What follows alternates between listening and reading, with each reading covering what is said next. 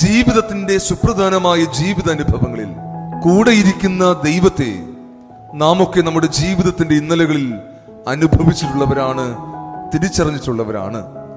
മത്തായിയുടെ സുവിശേഷം 28-ാം അധ്യായം 20 പഠിപ്പിക്കുന്ന പോലെ, ഞാനോ ലോകാവസാനത്തോളം നിങ്ങളോടൊപ്പം ഉണ്ട് എന്ന് അരുളി ചെയ്ത് എല്ലാ നാളും കൂടെയിരിക്കുന്ന കാരുണ്യവാനാണ്, നല്ല സ്നേഹിതനാണ് നാം ആരാധിക്കുന്ന ദൈവമെന്ന് ഓർക്കണമേ.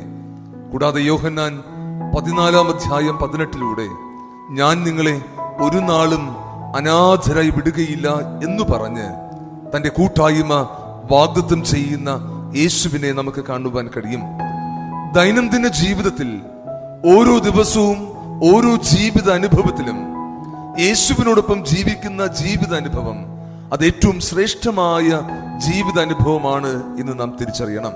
കൂടാതെ എല്ലാ ജീവിതാവസ്ഥയിലും കൂടെ ഇരിക്കാം എന്ന് വാഗ്ദത്തം നൽകിയ ദൈവമാണ് നമ്മുടെ ദൈവമെന്ന് തിരിച്ചറിഞ്ഞ് ദൈവത്തോടൊപ്പം ജീവിതയാത്ര മുന്നോട്ട് കൊണ്ടുപോകുവാൻ നമുക്ക് സാധിക്കണം.